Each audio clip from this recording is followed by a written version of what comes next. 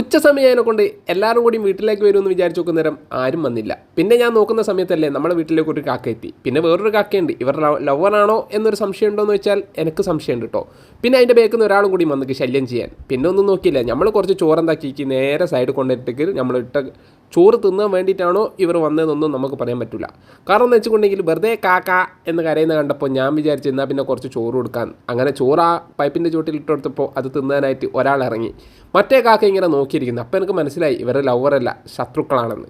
അങ്ങനെയെല്ലാം കൂടി ഇവരെ രണ്ടാളും അങ്ങോട്ടും ഇങ്ങോട്ടും നോക്കിക്കുന്നുണ്ടപ്പോൾ ഞാൻ അന്നേരം തന്നെ ഈറ്റാളോട് പറഞ്ഞൊരു കാര്യം എന്ന് വെച്ചിട്ടുണ്ടെങ്കിൽ നിങ്ങൾക്ക് ആർക്കെങ്കിലും ആണെന്നുണ്ടെങ്കിൽ തായ്പോയി കഴിച്ചോ എന്ന് പറഞ്ഞപ്പോൾ ഇറ്റാൾ രണ്ടാളും അങ്ങോട്ടും ഇങ്ങോട്ടും നോക്കിയിരിക്കല്ലേ.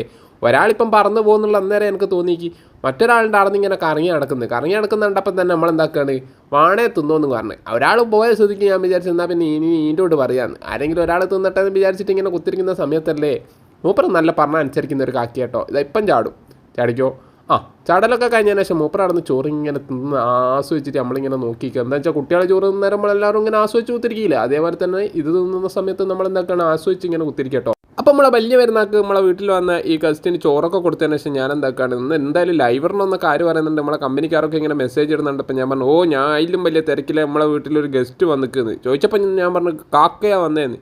അന്നേരം എന്നോട് ചോദിച്ച് മൊയ്തു കാക്കയാണോ അല്ലോ അമ്മദ് കാക്കയാണോ? ഞാൻ പറഞ്ഞു അതൊന്നല്ല, നമ്മളെ സാധാ കാക്കയില്ലേ കറുത്ത കാക്ക, ആ കാക്കയാണെന്ന്.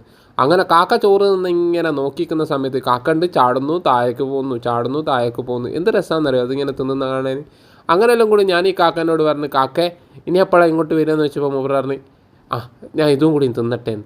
അങ്ങനെ തിന്നലൊക്കെ കഴിഞ്ഞിട്ട് എൻ്റെ മക്കളെ ഒരു രക്ഷയില്ല. അടുത്ത ആളെടെ ഇതാണ്ടോ എന്താ രസത്തിൽ കഴിക്കുന്നത്. നമ്മളെ ചോറ് ഇങ്ങനെ തിന്നുകൊണ്ടിരിക്കല്ലേ. ചോറ് തിന്ന് കഴിഞ്ഞാൽ പാടന്നെ ഞാൻ അന്നേരം വീണ്ടും ചോദിച്ചു ഇന്ന് ലൈവിലേക്ക് വരുമോ കാക്കയെന്ന് വെച്ചപ്പോൾ എന്നോട് പറഞ്ഞു നോക്കട്ടെ നെറ്റൊക്കെ വളരെ കുറവാണ്, ഞാൻ കുറച്ച് കഴിഞ്ഞാൽ ബീച്ചിലേക്കൊക്കെ ഒന്ന് പോകണമെന്ന് പറഞ്ഞപ്പോൾ ഞാൻ പറഞ്ഞു എന്നാൽ ആയിക്കോട്ടെ എന്നാൽ നീ ബീച്ചിലേക്ക് വിട്ടോ, ഞാൻ എന്തായാലും കുറച്ച് കഴിഞ്ഞിട്ട് അങ്ങോട്ട് വരുന്നുണ്ട് എന്നൊക്കെ പറഞ്ഞിട്ട് എന്നോട് കുറച്ച് നേരം കഥ പറഞ്ഞു. എന്താ വെച്ചാൽ കഥ പറയാൻ ആരും ഇല്ലാത്തതിനെ കൊണ്ട് കാക്കാനോടെങ്കിലും കഥ പറയാമല്ലോ. നിങ്ങളുടെ വീട്ടിൻ്റെ അടുത്തൊക്കെ മമ്മദ് കാക്കയും മൊയ്തു കാക്കയും ഒക്കെ അല്ലേ ഉണ്ടാകുക, നമ്മളെ നാട്ടിൽ ഈ കാക്കയല്ല കേട്ടോ.